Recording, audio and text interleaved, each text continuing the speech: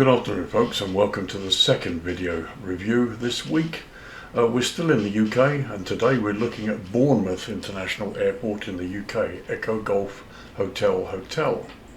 This is a new payware scenery by VELOCITY SKYTECH, and you're looking at version 1, the release version, for the PC version of Flight Simulator 2020. The download is 376 meg, and it installs at just over a gig, 1.04 gigabytes. It's currently available from Sim Market. And the price, €16.80, which equates to roughly $18.35 US, or £14.43 UK. As ever, those prices are estimates taken from the euro, and they include tax or VAT at 20%, which of course could vary depending on which country you're in when you yourself make the purchase. So let's look at some features. So features, we have over 70 bespoke and high fidelity 3D models that are accurate to the real world, a one-to-one exterior and interior 3D modelling of the departure and arrival terminal buildings, PBR textures on all models, high fidelity ground markings and textures, runways equipped with an ILS facility. The interiors are modelled of 3 hangars located across the airfield. And finally, the level of detail, or LOD, is optimization on all 3D models for best performance while flying. So quite a bit's been done here. For the moment, let's talk history. So history, Bournemouth International Airport, Echo Golf Hotel Hotel, previously known as Herne Airport, is a public use airport owned and operated by the Regional and City Airports Company. The airport is located 4 miles or 6.5 kilometres north-northeast of Bournemouth, near Herne in southern England. The airport serves South Wiltshire, Dorset and Herne. The site opened as RAF Herne in 1941, but was transferred to civil control in 1944. For a short period of time between 1944 and 1946, Herne Airport served as London's international airport until the opening of facilities at Heathrow.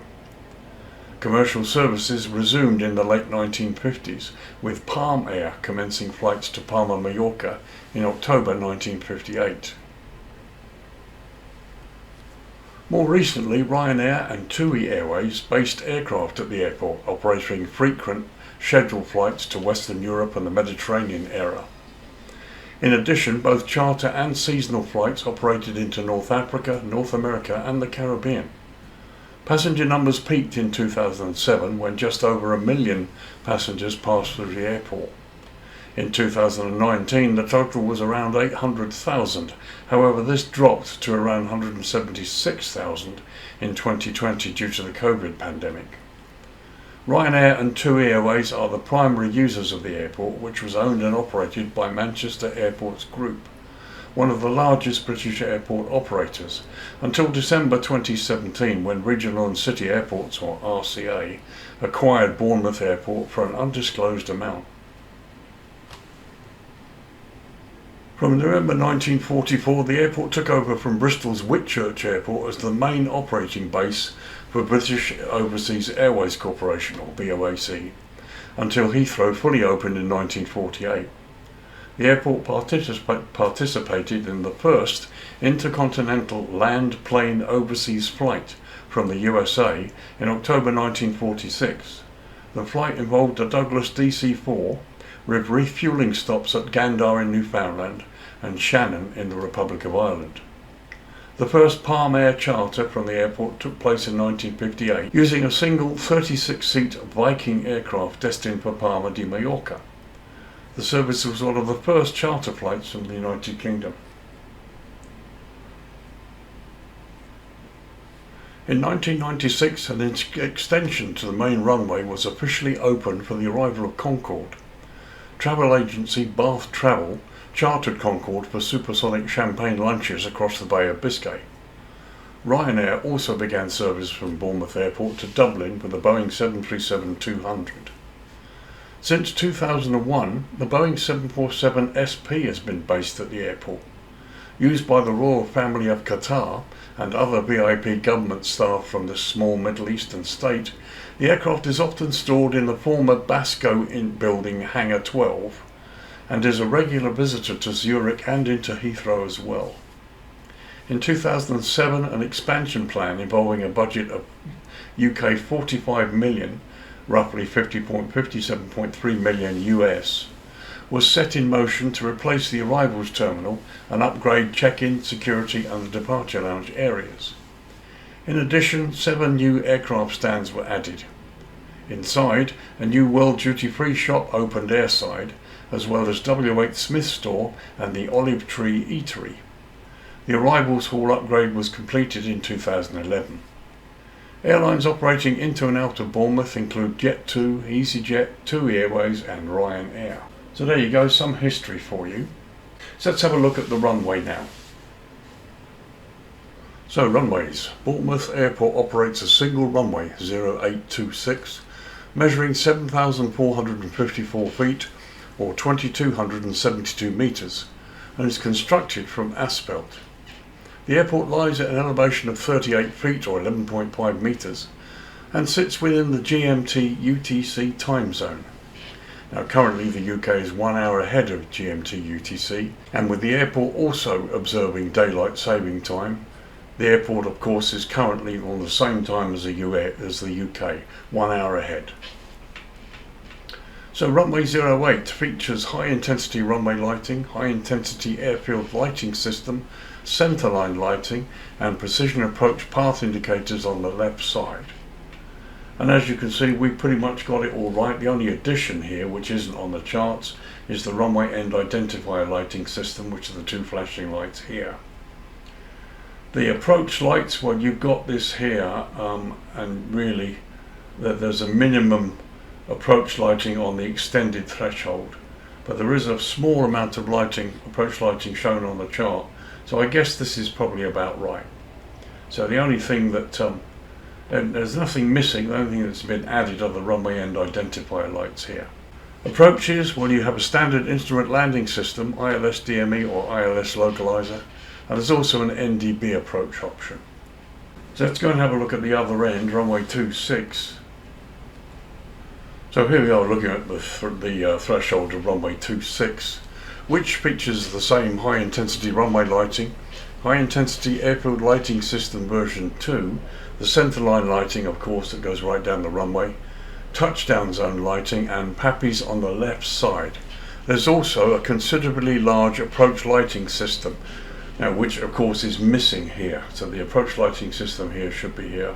And also the touchdown zone lighting is missing from the runway too. Once again, we've got the runway end identifier lights here, which aren't on the charts but which are added. So as I say, I really don't understand why developers just don't get this right. Some of them just don't seem to pay any attention to NAVAIDS. Touchdown zone lighting is missing and the approach lighting. And the reason why this becomes important is because the approaches for this runway, you have an instrument landing system, ILS DME or localizer, and it's certified to category 2 or 3 low visibility operations. So the runway approach lighting system is crucial for low visibility Cat 2 or 3 zero visibility landings. There's also an NDB approach option available at this runway, just the same as there is at the other end. And just an added note for you, runway 0826 is available for use by wide-bodied twin and tri-jet aircraft. The 747 and A340 can use the runway by prior arrangement only. And there are other cautions are enforced, so you guys need to check the charts. So this end is missing the crucial approach lighting system and the touchdown zone lighting system, which of course is very important for category 2 or 3 landing options at this airport. So there you go, that's the runway situation for you. No jetways at this airport, so let's get down to the place properly and have a good look round during the daytime.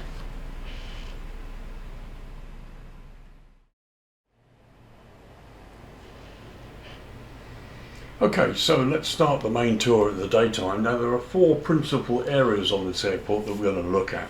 We're going to start with the main area where you airliner pilots will fly into and park up. So just have a look at some of the details here. So as they've said in the description, every hangar, every building has been fully PBR textured, and they're correct. So here we are moving towards the main airline apron, which is there in the distance. Okay, so we have cars that have literally sort of been thrown out here. Some of them are parked properly, others have just been thrown out, which is a real pity. I don't really understand why developers just don't take the time to get it right. Ground markings are good. Again, the buildings are nicely textured and modelled. I mean, the whole ramp area's, it's fine. Looks really nice. We've got a couple of cars parked in the safe area there. There's the terminal, there's my aircraft parked on one of the stands.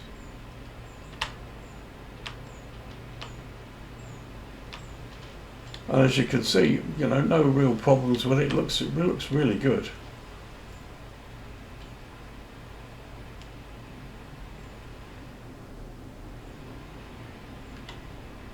And you've got other buildings here landside.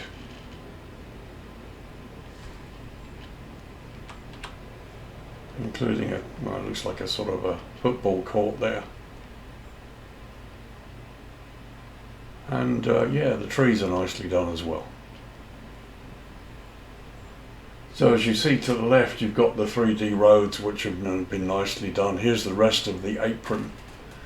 As you can see, there's an old runway there which is no longer in use. You've got various X's all over the place. Here you've got additional parking, which was mentioned in the history.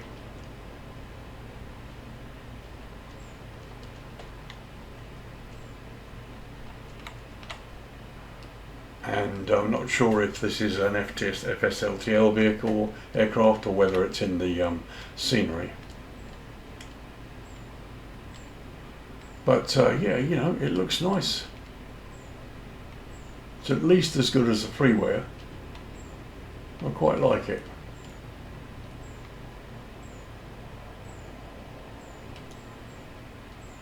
And you've got the right amount of clutter on the ground.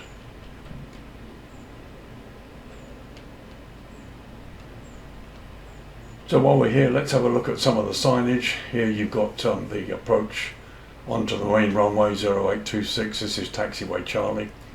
Concrete's nicely weathered. Ground markings are as they should be.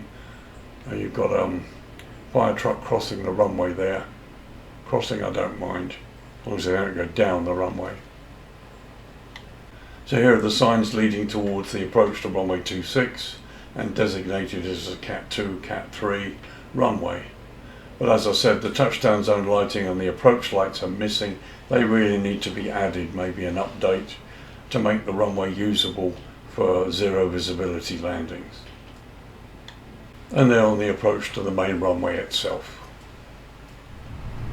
Okay, so before we have a close look at the stand and the adjoining terminal, here's a view from the flight deck from the daytime. This is what you'll see when you pull up on stand 5. View from the captain's side, and looking out through the first officer's window. So just a close look at the stand. We're actually parked on stand 4, not 5.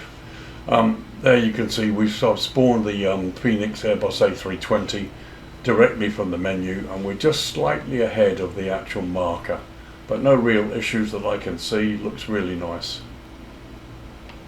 There's a larger view of the whole stand itself, and you obviously have to be careful about parking as well, because some of the stands are divided. For example, here, stand number 3, there's number 3, you've got 3 right, which could be fun trying to park 2 aircraft together, so you have to be very careful. But all of this looks pretty nice, and you can see again you've got markings all over the concrete here, which has all been nicely done. Here's a look at one of the terminal buildings. Also, airside road markings look good, and some clutter there too. And there's the rest of the stand, looking further down towards the other end. There's the arrivals hall, quite nicely modelled. It looks great, no complaints at all really. By the way, there is a GSX profile available for this airport on flightsim.to. I'll put the link in the description below. So just a quick look in the arrivals here. This is the baggage hall, nicely modelled. I like it. This is fine. No problems at all with this. Looks really good. There's a close-up view of one of the arrivals boards, and as you can see, as we get close up, there's no distortion in the text, which is really good. There's customs. I mean, you'd be forgiving for thinking that was a security error, but actually customs do have X-ray equipment. I don't think I've seen an archway metal detector, but I have seen X-ray equipment at customs, so that's perfectly normal. Seating's quite nice. Again, you've got these murals here that look really good, and they're good close-up. Here's the actual landside arrivals area. That's where you come out of customs there. Toilets in the corner. Again, more murals at the top, and we've also got some Bournemouth trolleys. Very nice indeed. And there we are looking across in the other direction. You've got a vending machine and some ATMs there. There's also an information desk. And you've got this nice view out of the window here to the left. And a final overview that you can see outside. So let's have a look inside this building. It looks really nice from the outside. And here we are inside. So there's looking in one direction. I do like the inclusion of the fire extinguisher and the rubbish bin down there to the right. And of course you've got CCTV up here in the corner. And here we are looking towards the other area. Let's just go and have a look here. I mean, this is nice.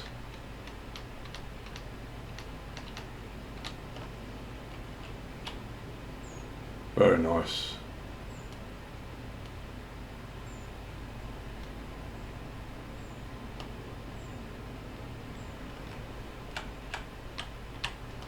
And as we come outside here,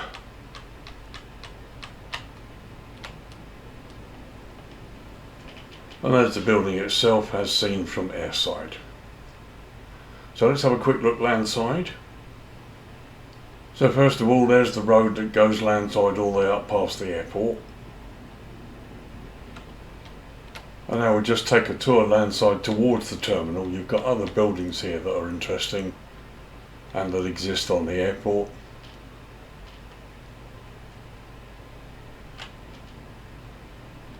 There's a school there.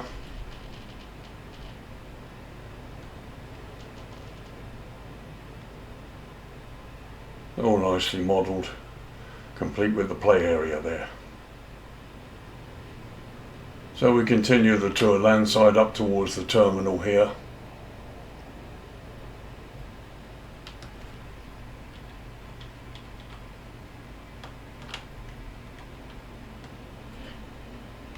I mean, modelling's nice. You know, the buildings are all fully textured. The signage is correct as well, and all readable. Lots of little things to like about this airport and the way it's been done.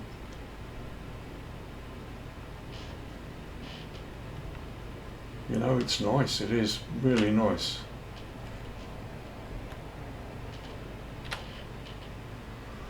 We've still got some building equipment there to the left.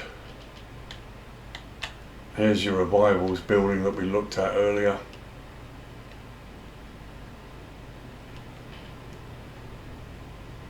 And some more buildings here also fully textured.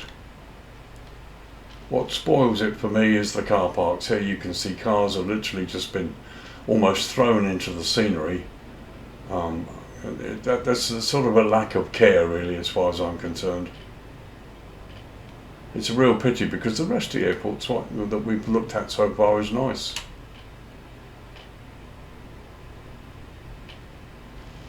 So here we are on the north side, or the northeast side of the airport, where we're going to have a look at this. You've got Abjet hangar here, various hangars. We've got a fire vehicle there too. Again, some nice modelling and texturing. Some really good detail here too.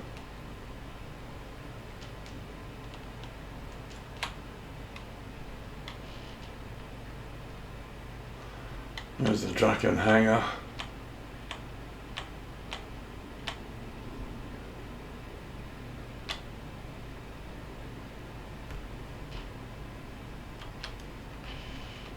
And here you've got various hangars, some of them closed, and we've got a couple of open ones here too.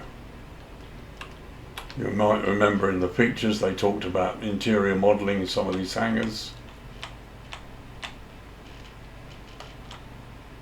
And here's one example. And it looks pretty good. Very nice indeed, except that we've got a gap here up by the roof. So not quite been modelled fully, but close enough. So we continue the tour. GAMA Aviation again. Those of you who saw my Jersey scenery recently might remember that GAMA Aviation had a hangar there too, quite a large one.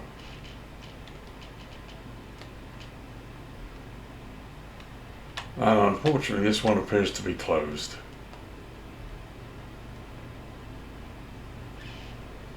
So here we're looking at the actual sort of hangars and buildings in the far north of the airport, and as you can see here we've got a Photoreal aircraft that's been stuck underneath what's left of the runway. It's a real pity because Bournemouth, it's a nice airport, but it's spoilt by a lack of attention to detail in some items. It's like quality control hasn't existed here. This really shouldn't be here. It's a real pity. Nevertheless, let's continue the tour, have a look at some of these buildings. See, the modelling is fine, it's perfectly acceptable.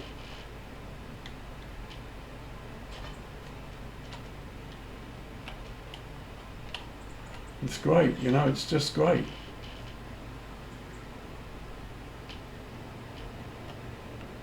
You know, nothing wrong with this at all. It's just the airport is spoiled by a lack of quality control on some of the things that matter. You know, I mean, they've modelled pretty much everything. This is pretty much a complete airport in terms of what's here. Everything, the shipping containers down there, 3D modelling on the roads right out here, which you might never even see.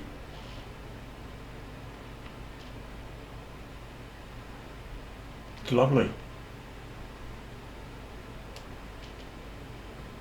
And here, actually the car park's much better. Look, they've got the cars in the slots.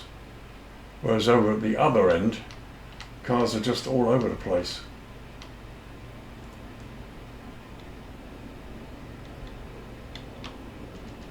So now we're up at the northwest corner. Again, you've got cars pretty much just, there's one stuck on the side of the building there.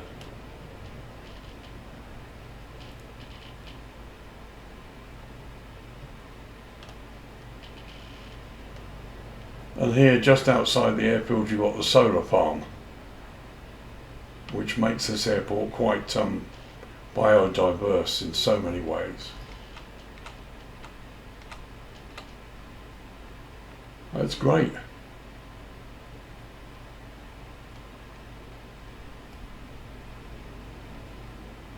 So as we come back towards the airport, towards the south side of the airfield, as you can see, various buildings have been added.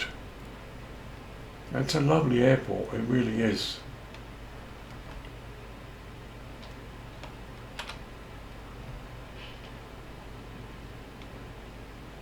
Okay, a bit of photo scenery down here. But it's nice, it's no problem at all. Here's the airport fire station. And that's the control tower there.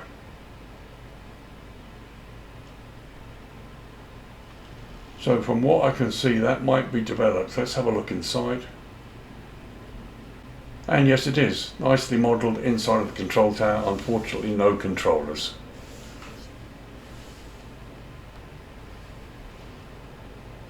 Okay, so that was the airport and all the various areas during the day. Let's turn the lighting down to dusk now.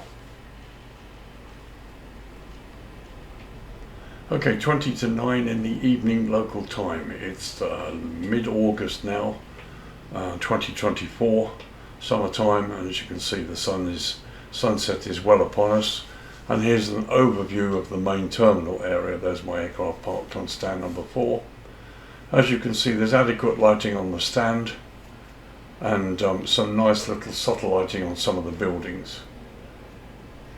Again, you have the contrast here where you've got tungsten lighting landside and the more common LED lighting here airside. Here's an overview looking south. You can see green centerline lights, which are going to be enormously helpful, certainly in the darkness hours. And you've got the additional lighting here on the additional stands. Side lighting on the building looks really nice here.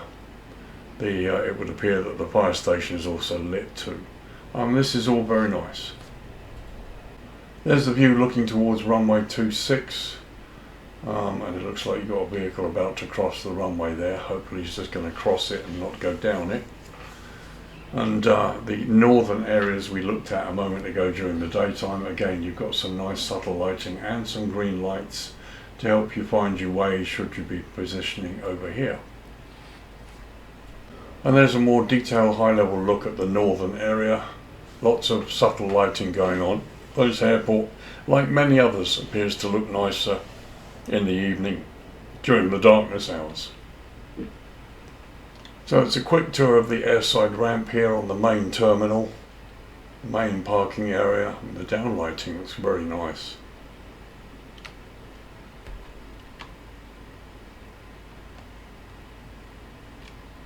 Oh, it all looks good. There you can see in through the terminal windows. And various little bits of downlighting here too. Once again, green centerline lights, lots of taxiway signage, no blue airfield edge marking lights, which is unusual. They exist at most major international airports. There's the fire station down there.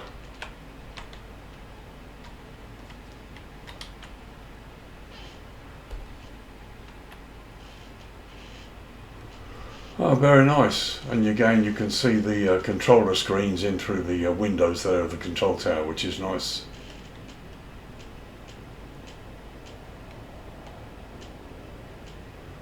And there you've got exit and lead-ins towards the runway.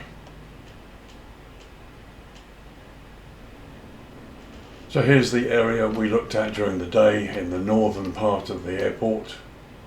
Again, some nice subtle lighting here. It looks nice, it really does. Very pleasant.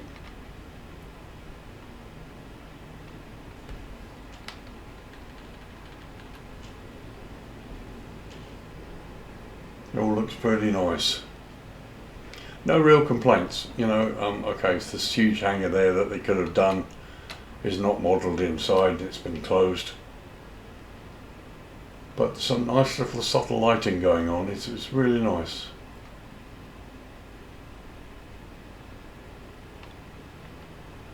And here you've got the open hangars to the north side of the airport there, all lit inside, which is excellent.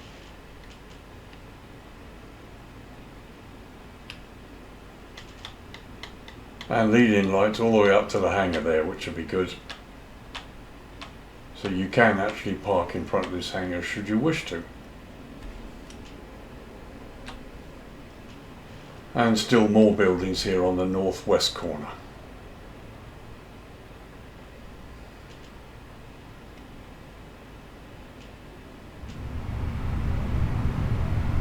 Quick view from the flight deck looking out. Here we're on stand 4. You can see the lights inside the buildings here. And this all looks very nice. There's the view towards the arrivals building from the captain's window. And looking out through the first officer's side.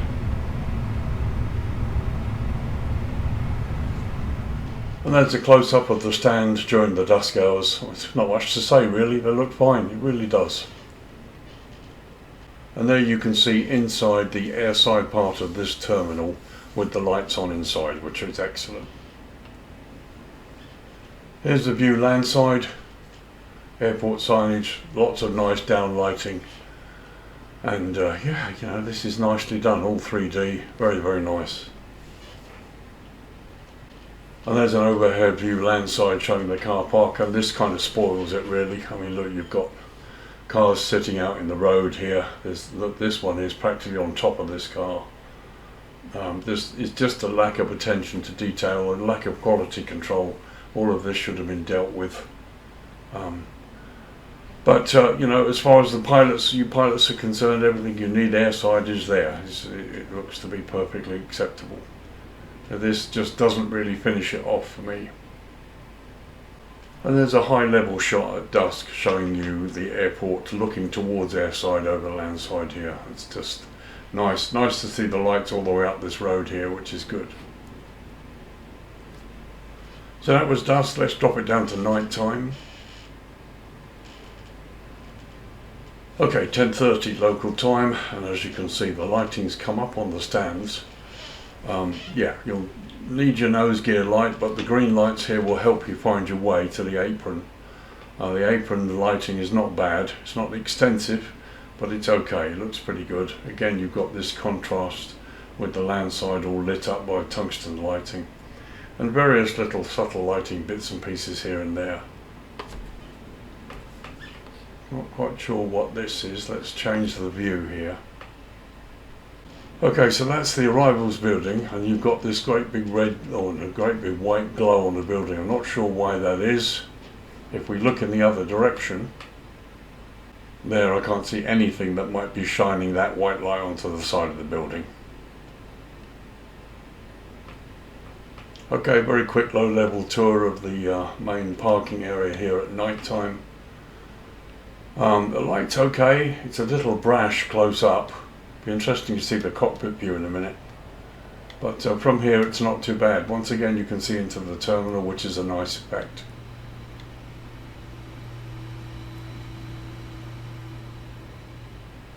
It's not bad at all. So just a quick pass along the terminal there. You can see well inside. There's nice effects on there, I think. There's the arrivals building.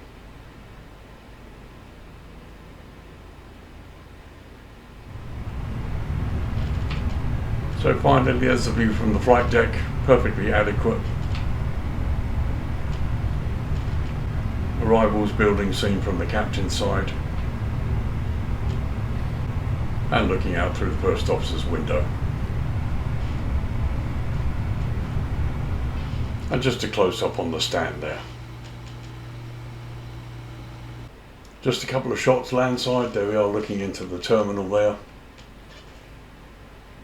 And there's a little restaurant inside. Very nicely done, but once again no people, no passengers to speak of. And the misted glass such that you can't see any of the ground lighting outside through the arrival doors there. And a quick shot of the arrivals building from landside at night. Okay, so that was night time. Let's bring the dawn up. Okay, 6 AM local time, and here you can see the red glow from the sunrise behind me. It's nice. It looks very nice. They're looking north.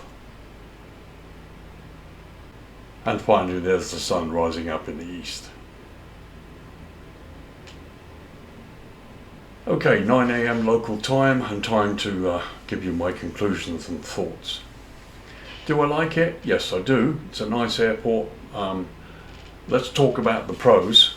Lots of good modelling, pretty much everything textured, beautifully done. Certainly from a pilot point of view, everything you need airside is there. In spades. It's been very well done, certainly at any time of the day or night. It's another airport that comes to life at night. Nice to see the control tower modelled, and the fire station's quite nicely done down there. And every building, and certainly including ones off airport, are really nice as well. Plenty of taxiway signage. The green centerline lights are going to be a real help, certainly in the darkness hours. And nice to see the landside road going all the way up there, that's also 3D modelled and lit. So very, very nice. Internally in the terminals has been beautifully done. Very, very nice indeed. Now let's talk about the cons. No people. They've gone to a wonderful length to model the inside of the terminal. We've not had any people. Once again, it would be nice to see just a few passengers sitting somewhere. and maybe a taxi, 1 or 2 people landside waiting to go into the terminal, and a couple of people stood outside of the airside of the arrivals building. That needs to be added. But again, it's whether they want to do that or not. They've also modelled the interior of the control tower, which is nice, but no controllers. I'd like to see them. But my real beef, you've got a category 2-3 zero visibility approach runway here, runway 26, but you've got no approach lighting and you've got no touchdown zone lighting, which you really need in order to make a low visibility approach. Without them, it's impossible. It's certainly not legal. So that needs to be added in an update. That's probably the most important thing at the moment. Secondly, somebody needs to look over this with quality control. You've got photoreal aeroplanes or parts of aeroplanes appearing here and there, and I'm sure you've seen them in the video here, that needs to be sorted out. But this main area itself is really quite nicely done. You know, hats off, they've done a good job. It's a nice airport. It sits well in the locality. The modelling is really good. It's not the best, but it's really good. And they've modelled the terminal and they've done everything as they can to make this look like it should do in real life. And that's great. But somebody needs to go over this airport now with a quality control issue in mind and have a look at the things that need to be sorted out. The car park is a mess, landside. Those cars need to be sorted out. Some of them are into each other, some of them are stuck in the side of the building. Car parks really need to be sorted out. You know, okay, you can turn around and say, well, that's not a problem, it's not an issue, I'm a pilot, I'm going to go in and out of here, and that's okay. But then if you're creating a complete scenery for which you expect a customer to pay, then these things need to be sorted, certainly if you're going to include them, and you have. So the quality needs to make it worthwhile. So yeah, things I'd like to see fixed: approach lights and touchdown zone lights added to runway 26 to allow low visibility approaches.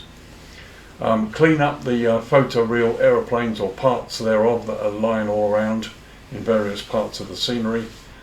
And somebody needs to revisit the side of the car park's landside there and tidy it up. Because it's a bit of a mess.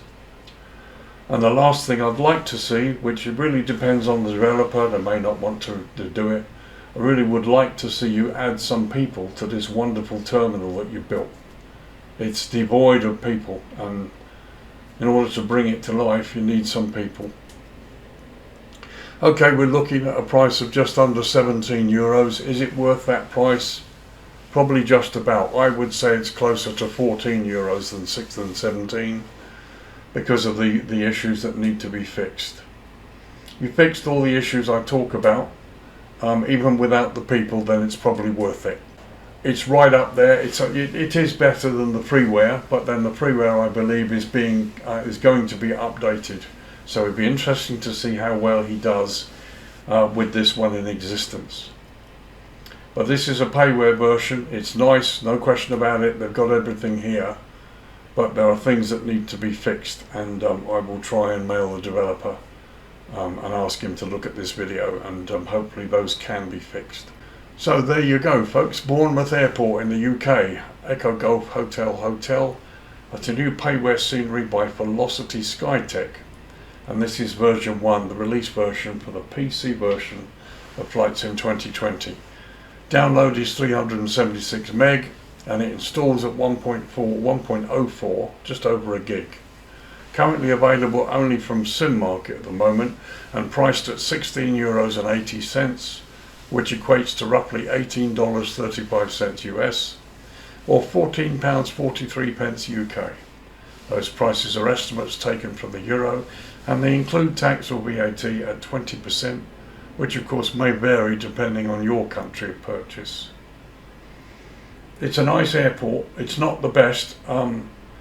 More could have been done to make this, one, worth the price, and two, to make this a really decent airport. It's almost there, but there are things that need to be fixed before I could say that this is really good. Modelling is top-notch, no question about that, and they've included everything. Kudos for that. But the other things need to be fixed, I think, really, to make this a top quality product. So there you are, folks. That's the second review this week has been done. Thank you very much for joining me. Airports in the UK are suddenly starting to appear. We've got new key coming out from UK 2000 scenery. I'm going to be reviewing that at some point, hopefully. Try and get that video out for you at some point. So thank you for joining me. If you've been on the bench about whether to buy this or not, I hope this has helped. Velocity SkyTech, if you're watching this, if you fix the issues I've discussed, then you'll have a good quality product at the right price, in my humble opinion. So thanks for joining me, folks. You guys take care, have good flights this week, and I will see you in the next video. This is Lee, your virtual airline pilot, saying thank you for joining me, and yeah, see you next time. Bye bye for now.